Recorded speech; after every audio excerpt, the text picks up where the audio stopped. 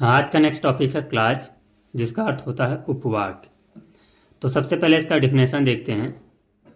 Clause शब्दों के ऐसे समूह को कहते हैं जो किसी वाक्य का भाग है तथा इसमें अपना सब्जेक्ट और वर्ब होता है।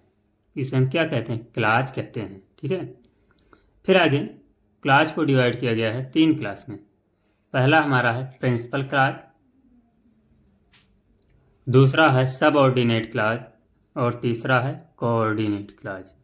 यानी कि पहला प्रिंसिपल क्लाज, दूसरा सबऑर्डिनेट क्लाज और तीसरा है कोऑर्डिनेट क्लाज। अब सबऑर्डिनेट क्लाज को डिवाइड किया गया 3 भागों में, नाउन क्लाज, एडजेक्टिव क्लाज और एडवर्ब क्लाज। अब आइए हम देखते हैं एक एक करके इसका डिफिनेशन और एग्जाम्पल। तो सबसे पहले हम देख रहे हैं कि प्रिंसिपल क्लाज। प्रिंसिपल क्लाज में हम देखते हैं कि जिसका अपने आप में अर्थ पूरा होता है, जिसका अपने आप में अर्थ पूरा होता है और उसका अपना कंप्लीट मीनिंग होता है, यानी अर्थ होता है, उसे हम क्या कहते हैं? तो उसे हम प्रिंसिपल क्लाज कहते हैं। ठीक है। नेक्स्ट हमारा है जो इसके बाद दूसरा आता है वो है सबऑर्डिनेट क्लाज। सब ऑर्डिनेट क्लाज। तो सबऑर्डिनेट क्लाज में देखते हैं कि जिसका अर्थ पूरा नहीं होता है और वह किस पर आधारित होता है? प्रिंसिपल क्लाज पर। और वह प्रिंसिपल क्लाज पर आधारित होता है, उसे हम कहते हैं सबऑर्डिनेट क्लाज। उसे क्या कहते हैं? Subordinate clause. ठीक है। नेक्स्ट हमारा थर्ड है कोऑर्डिनेट।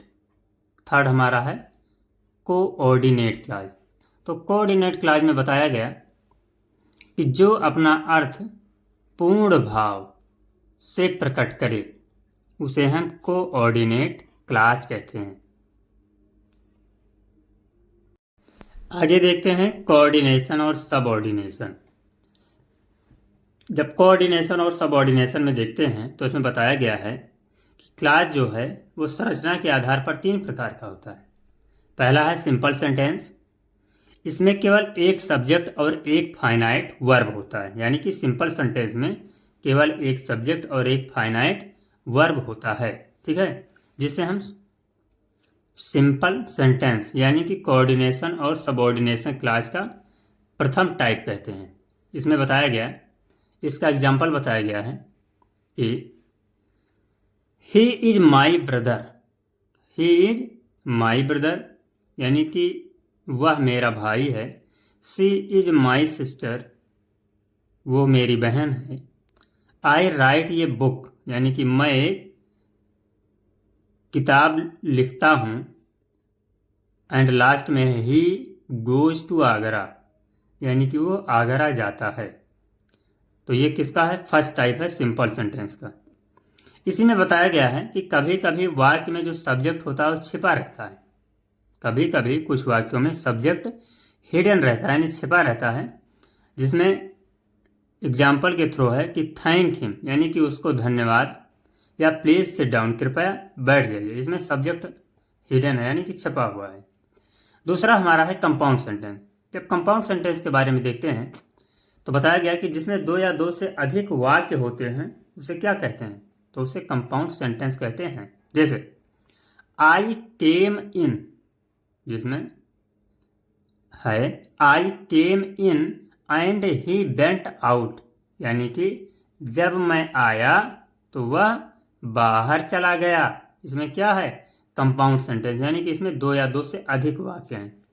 दूसरा बताया गया कि he worked hard but he failed, यानी कि उसने बहुत कठिन परिश्रम किया लेकिन वह फेल हो गया, यानी असफल हो गया। तीसरा एग्जाम्पल हमारा है कि कम इन और गो आउट, यानी कि यहाँ आइए या बाहर जाइए या बाहर चले जाइए। तो ये एग्जाम्पल था कंपाउंड सेंटेंस का। तीसरा हमारा है कॉम्प्लेक्स सेंटेंस। तीसरा हमारा कॉम्प्लेक्स सेंटेंस है। इसमें बताया गया कि वह वाक्य जिसमें एक प्रिंसिपल और एक से अधिक सबऑर्डिनेट क्लाज होता है, एक प्रिंसिपल और एक से अधिक सबऑर्डिनेट क्लाज होता है, उसे कॉम्प्लेक्स सेंटेंस कहते हैं। जैसे यदि इसका एग्जाम्पल लिया जाए तो इसमें बताया गया कि I return home after my father had gone, यानी कि मैं घर पर कब वापस हुआ, जब मेरे पिताजी चले गए, यानी कि मैं पिताजी के जाने के बाद घर वापस हुआ। दूसरा एग्जाम्पल बताया गया कि the child is beeping because he is hungry, यानी कि बच्चा रो रहा है क्योंकि वह भूखा है। नेक्स्ट है सबऑर्डिनेट क्लॉज। सबऑर्डिनेट क्लॉज को 3 भागों में डिवाइड किया गया है, जिसमें पहला है नाउन क्लॉज, दूसरा एडजेक्टिव क्लॉज और तीसरा है एडवर्ब क्लॉज। अब एक एक करके देखते हैं। पहला हमारा नाउन क्लॉज में बताया गया कि नाउन क्लॉज वो होता है जिसमें सब्जेक्ट और प्रेडिकेट हो, यानी कि नाउन क्लॉज ऐसे क्लॉज को कहते हैं जिसमें सब्जेक्ट और प्रेडिकेट हो तथा वह संज्ञा का कार्य करे। किसका कार्य करे? संज्ञा का कार्य करे, उसे हम नाउन क्लॉज कहते हैं। जैसे यदि इसका एग्जाम्पल देखा जाए तो बताया गया कि I hope that he will help me, यानी कि I hope that he will help me, यानी कि मैं आशा करता हूं कि वो मेरी सहायता करेगा। नेक्स्ट है I can not say that he is wrong, यानी कि मैं ये नहीं कह सकता कि वो गलत है। तो इसमें बताया गया है, ये नाउन क्लॉज का एग्जाम्पल है। नेक्स्ट हमारा सेकंड है एडजेक्टिव क्लॉज। यदि एडजेक्टिव क्लॉज के बारे में बताएं तो देखा गया कि जिसमें सब्जेक्ट और प्रेडिकेट हो तथा जो वाक्य में विशेषण का कार्य करे, उसे हम क्या कहते हैं? उसे कहते हैं एडजेक्टिव क्लॉज। जैसे यदि इसका एग्जाम्पल देखा जाए तो इसका पहला एग्जाम्पल है कि he is a man who is loved by all. इसमें क्या है? एडजेक्टिव यानी विशेषण बताया गया कि वो एक आदमी है जो कि सभी से प्रेम करता है। दूसरा हमारा एग्जाम्पल है कि this is the place where he was born, यानी कि वो ऐसा स्थान है, ऐसी जगह है जहां पर उन्होंने जन्म लिया। और यह तीसरा इसका एग्जाम्पल बताया गया है थर्ड में कि this is the way how he past, यानी कि यह वो रास्ता है जिससे वो सफल हो सकता है, यानी कि पास हो सकता है। और थर्ड हमारा है एडजेक्टिव क्लॉज, यानी थर्ड क्या है? Adjective clause. तो एडजेक्टिव क्लॉज में बताया गया कि जिसमें सब्जेक्ट और प्रेडिकेट हो तथा वाक्य में क्रिया विशेषण भी हो, उसे हम क्या कहते हैं? एडवर्ब क्लॉज कहते हैं। जिसमें सब्जेक्ट और प्रेडिकेट हो तथा वाक्य में क्रिया विशेषण हो, उसे हम एडवर्ब क्लॉज कहते हैं। ठीक है, आइए देखते हैं एडवर्ब क्लॉज के कुछ एग्जाम्पल, जिसमें हमारा पहला है टाइम, यानी कि समय। तो देखा जाए इसमें बताया गया कि I reach after he had gone, यानी कि मैं उसके जाने के बाद पहुंचा।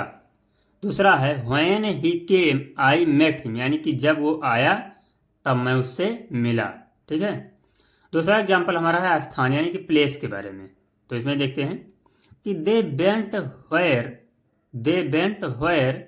द लिविंग वाज चीपर, यानी कि ये कह रहा है कि हम उस स्थान पर रहने के लिए गए जहां पर रहना सस्ता पड़ रहा था, यानी कि आसान पड़ रहा था।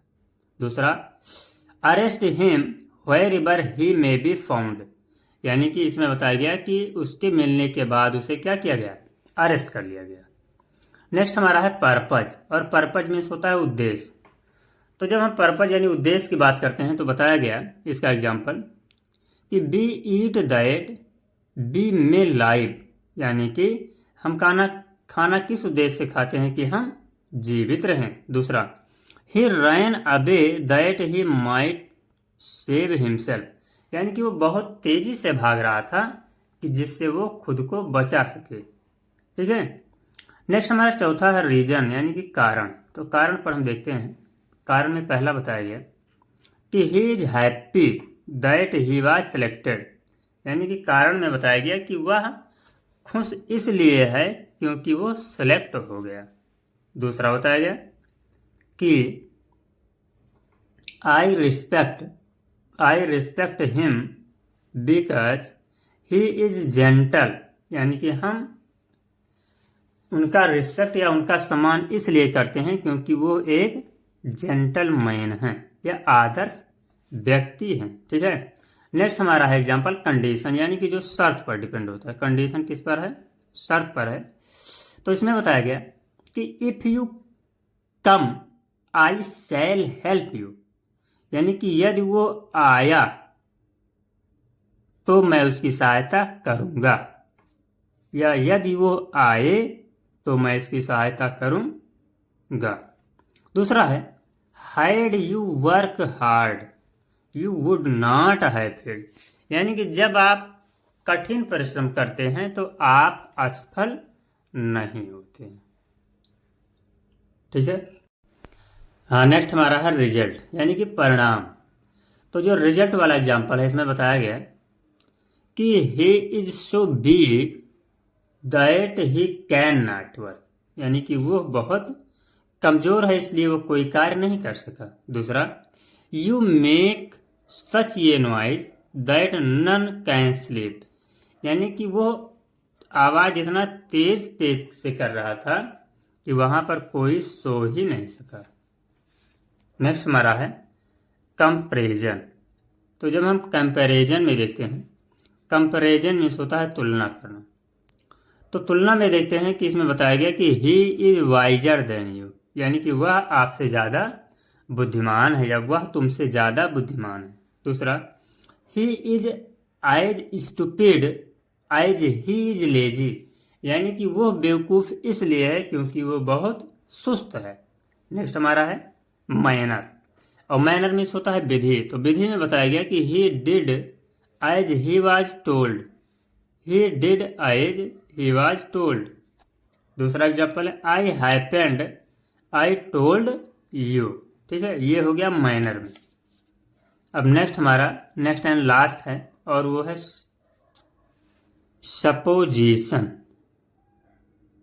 यानी कि कल्पना करना, जिसे हम कहते हैं सपोजिशन। तो इसमें बताया गया कि एग्जाम्पल इसमें हमारा है कि आई शैल कम इवन इफ इट रैन, यानी कि आई शैल कम इवन इफ इट रैन, यानी कि वो तब आना चाहा जब उसे लगा कि बारिश होने वाली है।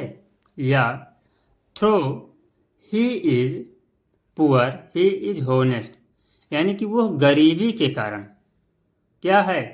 ईमानदार है, यानी कि वह गरीब है इसलिए वो ईमानदार है। तो यहाँ पर क्लॉज हमारा कंप्लीट होता है।